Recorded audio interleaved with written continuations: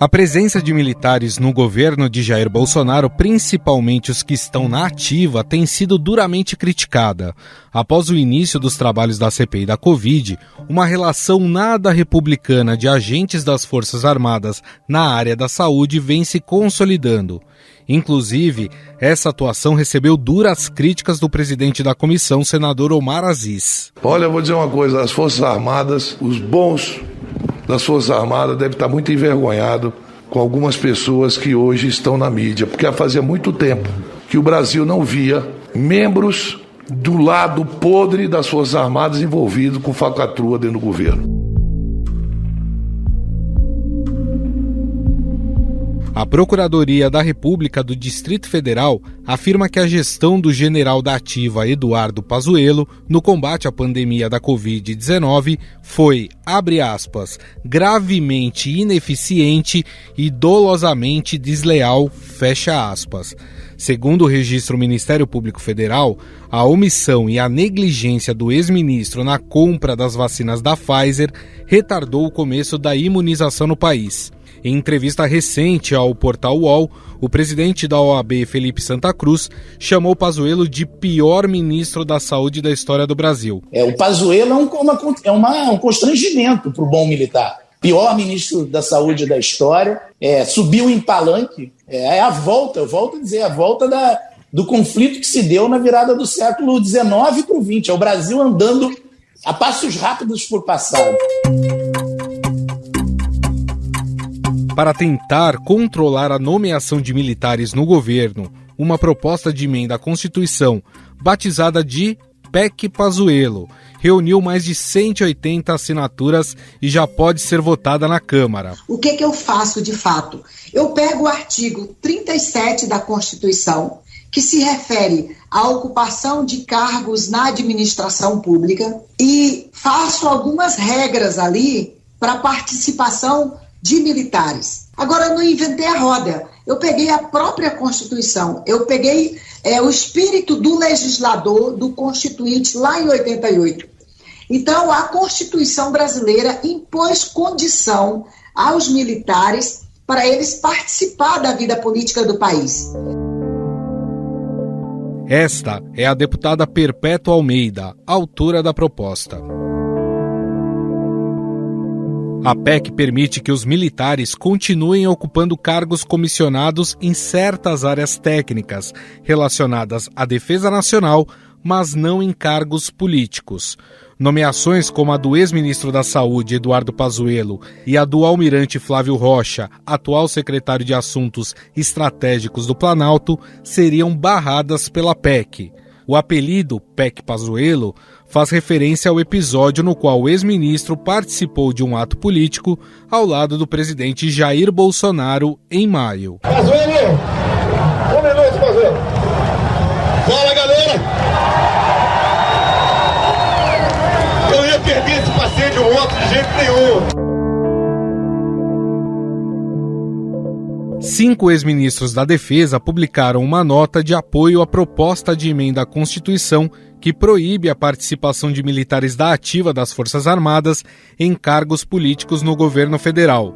O texto foi assinado pelos ex-ministros Nelson Jobim, Celso Amorim, Jacques Wagner, Aldo Rebelo e Raul Jungmann. A Ordem dos Advogados do Brasil e 5 ex-ministros da Defesa divulgaram notas elogiando a PEC. Os ex-ministros afirmaram que a proposta propõe, em boa hora, a regulamentação da participação de militares da ativa em funções de governo, separando aquelas de natureza técnica e que podem ser atribuídas a militares daquelas que permitam o risco da politização das Forças Armadas.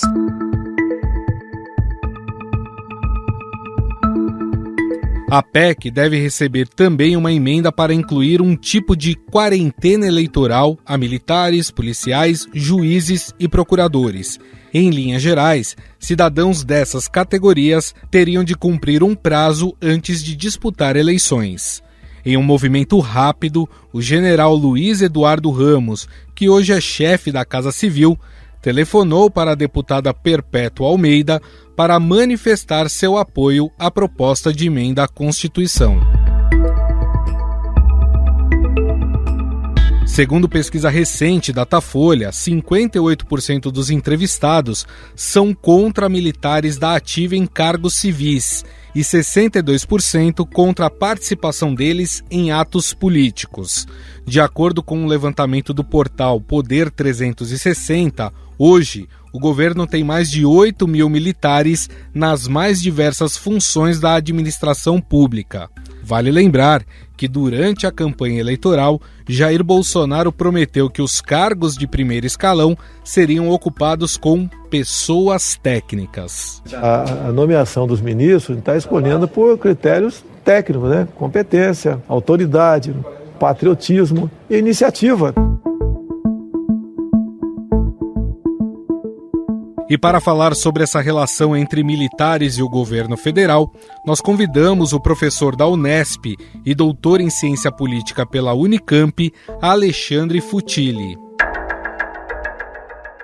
Tudo bem, professor? Olá, Gustavo. Olá, ouvintes. Tudo bem? Tudo certo. Professor, a primeira questão que vem à cabeça é qual é o principal problema que o senhor enxerga em ter militares da ativa em cargos importantes do governo, como, por exemplo, nós tivemos recentemente o Eduardo Pazuello no Ministério da Saúde? Olha, o principal problema é o risco, digamos, de politização dos quartéis, né, e de partidarização, ou seja, as Forças Armadas em qualquer país do planeta, elas são pensadas como um instrumento de força, como, digamos, a última linha de defesa do Estado, né, para defender inclusive a própria soberania nacional, e elas são pensadas então como um instrumento de força de defesa do Estado e não do governo A, B ou C. A partir do momento que ela passa a ter uma participação banalizada na vida política, no cotidiano político do país, como nós estamos assistindo nos últimos anos,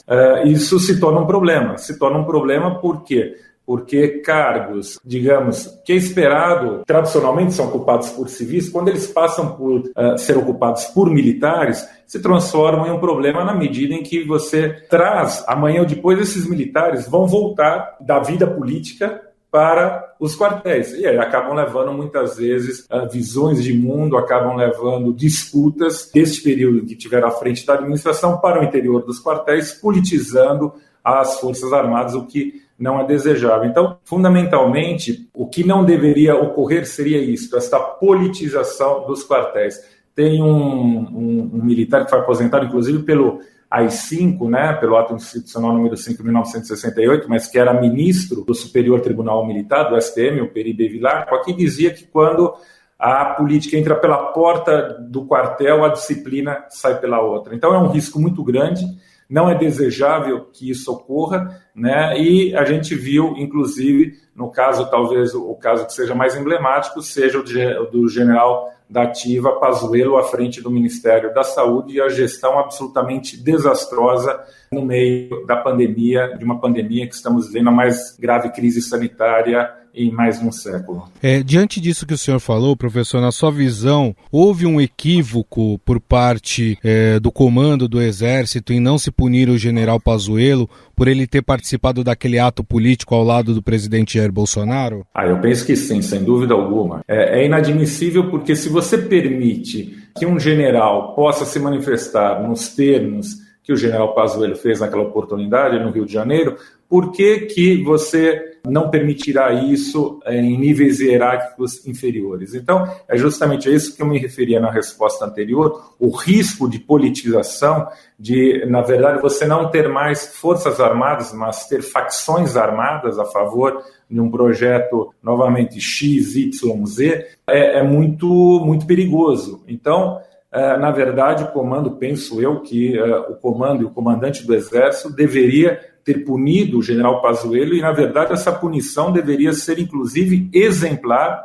para que, por meio do efeito demonstração, né, outros militares da ativa não tivessem atitudes assemelhadas. Mas, ao mesmo tempo, aí, digamos que uma decisão desse tipo traz uma contradição em termos, né? Haja vista que as Forças Armadas estão participando de forma bastante comprometida no governo do presidente Jair Bolsonaro e, para além do que muitas vezes é apresentado como uma escusa, nós somos disciplinados, o presidente da República é o comandante em chefe das Forças Armadas, e para nós missão dada é missão cumprida, então nós não contestamos. Isso é uma meia-verdade, né? Uma meia-verdade no sentido que é possível, seja a partir, digamos, de um desejo pessoal, ou até mesmo do comando das forças, muitas das participações terem sido negadas, e não foram. O que eu quero dizer é que parece que há uma simbiose entre boa parte do alto comando das Forças Armadas e o atual presidente da República, dificultando justamente esta separação que deveria haver entre Forças Armadas ao participar de um governo e ao comungar de muitos dos ideais deste governo. As Forças Armadas, que se vertebram pela questão da hierarquia e da disciplina, isso tem que valer do general 4 estrelas até o nível mais baixo. Todos os militares estão sujeitos às mesmas regras e, sobretudo, às regras de impessoalidade.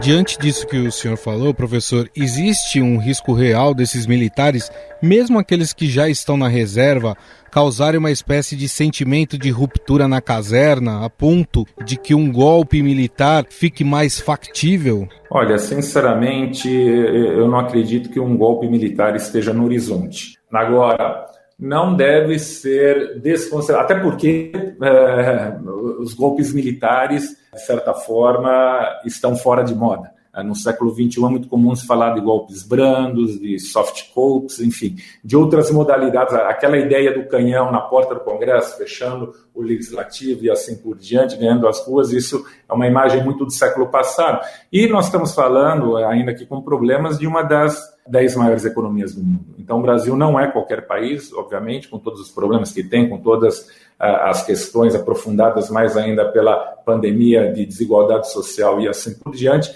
mas o Brasil não é ou não pode ser pensado como uma ilha separada do sistema internacional. Então, até mesmo, e obviamente que os militares, em especial os de alta patente, sabem disso, uma eventual aventura militar, no sentido do que nós tivemos em 1964, teria sequelas muito distintas, haja visto que não estamos vivendo como naquele período, num contexto de Guerra Fria. Então, eu acredito que não, até porque também os militares conseguiram muitas coisas, né, sem o ônus de estar diretamente no exercício do poder, né? Basta lembrar o início do governo Bolsonaro, 2019, a reforma da Previdência, como essa reforma da Previdência foi dura para os civis e como essa reforma da Previdência foi suave, para dizer o mínimo, para os militares. Então, digamos que os militares, de certa forma, foram muito bem aquinhoados, sobretudo no plano pessoal, eu digo de carreira, de salários, né, soldos, como é chamado, no governo Jair Bolsonaro. Então, traria, digamos, muito mais desgaste, uma eventual aventura golpista, e penso que isso não está colocado no horizonte, uma ruptura institucional, um golpe militar, no sentido que classicamente ou tradicionalmente foi comum, não só em outros vários países, mas também aqui no Brasil e há pouco mais de meio século atrás, né? Em relação a essa PEC que está sendo discutida, que foi até apelidada de PEC Pazuello, que não permitiria esse movimento de militares da ativa assumirem postos chaves dentro do governo federal. O senhor vê que ela é necessária nesse momento, visto que esse limite ele já vem sendo quebrado durante o governo de Jair Bolsonaro? Eu acho que sem dúvida. Eu acredito que essa PEC da deputada Perpétua, ela é mais do que necessária de algo que deveria ser óbvio, né? Que os militares não tivessem essa participação na vida política nacional. Basta ver o apoio que teve. Se olhar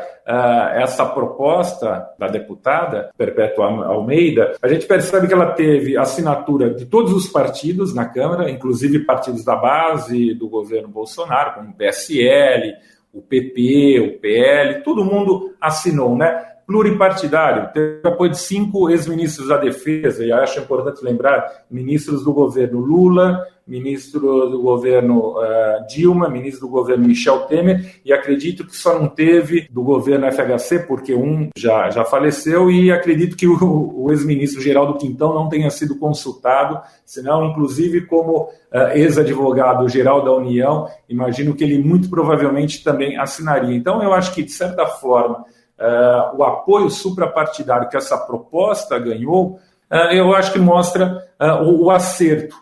Mas, ao meu ver, novamente, insisto, um acerto de uma medida tardia e que o desejável seria que nem isto fosse necessário. Mas penso que isto é condição necessária, mas não suficiente para o controle civil, para a direção política que deve existir dos civis, digamos, do presidente da República sobre o conjunto da vida militar. Eu acho que ela é uma primeira medida, mas ela não resolve todos os problemas. Um outro problema que eu penso que existe é de nós termos militares, mesmo que da reserva, à frente do Ministério da Defesa, né, como ministros da Defesa, entre uma série de outros problemas. Mas, sem dúvida alguma, é um primeiro passo necessário.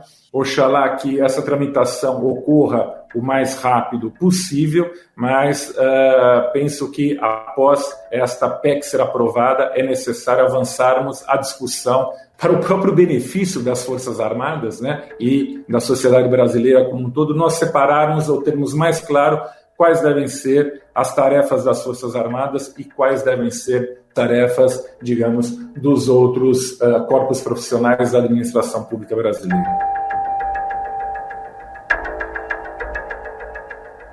Professor, para a gente encerrar, como é que fica essa relação, já que, pela nossa Constituição, o presidente da República é o chefe das Forças Armadas no Brasil? O ministro da Defesa também tem o seu poder, vamos dizer assim, sobre as Forças Armadas. É só a gente pegar recentemente aquela nota que foi emitida pelo general Braga Neto, né, ministro da Defesa, junto com os 3 comandantes das Forças Armadas, criticando uma fala do senador Omar Aziz na CPI da Covid. Essa forma, essa estrutura, ela também não teria que ter que ser revista, professor?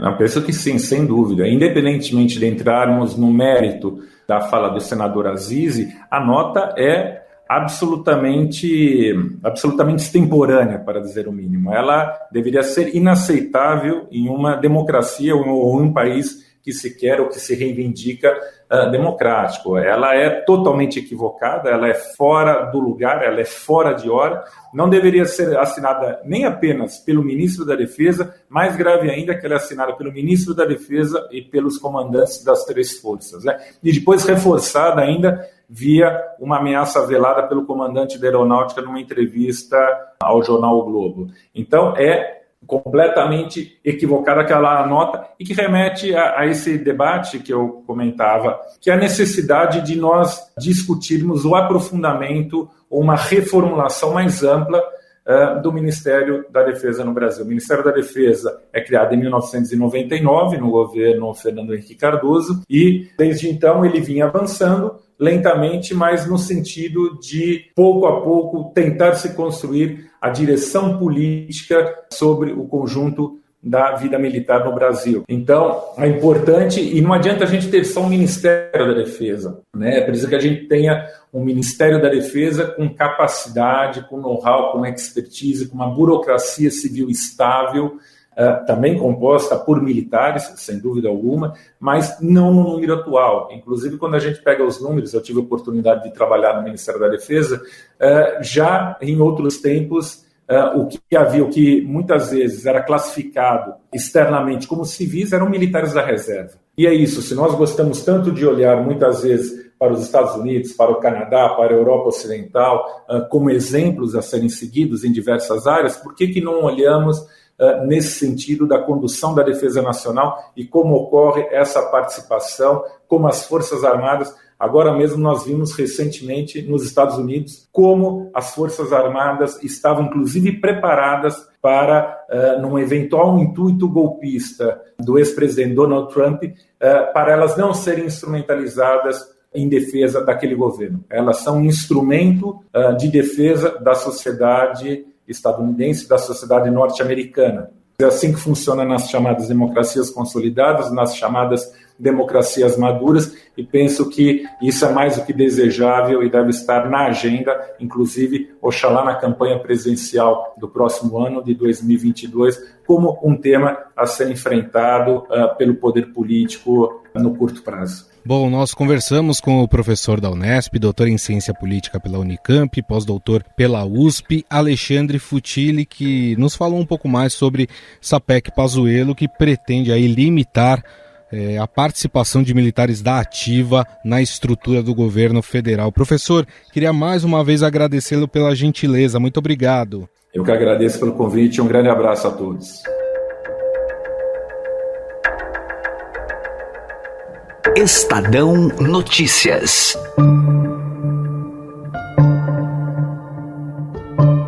O Estadão Notícias desta quarta-feira vai ficando por aqui. Contou com a apresentação minha, Gustavo Lopes. A produção é de Jefferson Perleberg, Gabriela Forte e Rafaela Barbosa. A montagem é de Moacir Biasi. O editor do núcleo de áudio do Estadão é Emanuel Bonfim. E o diretor de jornalismo do Grupo Estado é João Fábio Caminoto. Mande seu comentário e sugestão para o nosso e-mail, podcast@estadão.com. E agora, você acompanha mais um Drops do projeto Vozes Negras, comandado pela cantora e apresentadora Paula Lima. Estadão Notícias. Doritos oferece Vozes Negras. Drops Vozes Negras. No Vozes Negras de hoje, Pretinho da Serrinha comenta como é ser um influenciador num momento político tão complexo que estamos vivendo. Eu quero ser lembrado como um cara que se apresentou, que não se omitiu, que não aceitou, que não fez parte. Eu tenho pavor de algum dia alguém achar que eu fiz parte dessa coisa que está acontecendo aí agora. Que eu tive algum dedo nisso, sabe? Eu quero estar longe disso, eu quero estar do outro lado. Quero estar aqui do meu lado, aqui do lado dos meus irmãos, do lado do povo, sabe? Quero ser lembrado como o cara que estava ali do lado do povo, não nessa bagunça, essa nojeira que a gente está vendo aí. Eu acho que isso também incentiva outras pessoas, sabe? Incentiva outras pessoas a irem também e a se mostrar aí, porque de casa a gente não vai mudar nada. Sentado em casa, mexendo no telefone, vendo rede social, sabe? Ficar xingando os outros por rede social não vai mudar nada. Não vai mudar nada. Então eu vou, e sei que toda vez que eu vou, que posto uma foto, vou ser xingado, ok, não tô nem aí, o que eu vou lá, bloqueio na hora, essa pessoa não precisa me seguir. Ontem teve um que escreveu, perdeu um seguidor, gostava do teu trabalho, gostava, né, já botou já no passado, perdeu um seguidor, acabou de perder um seguidor, gostava do seu trabalho, mas você na rua não dá. Aí eu falei, muito obrigado, meu irmão, tá tudo certo aqui, ó, bloqueei e foi, não tem conversa. Você ouviu Drops Vozes Negras. Realização Sony Music e Rádio Eldorado.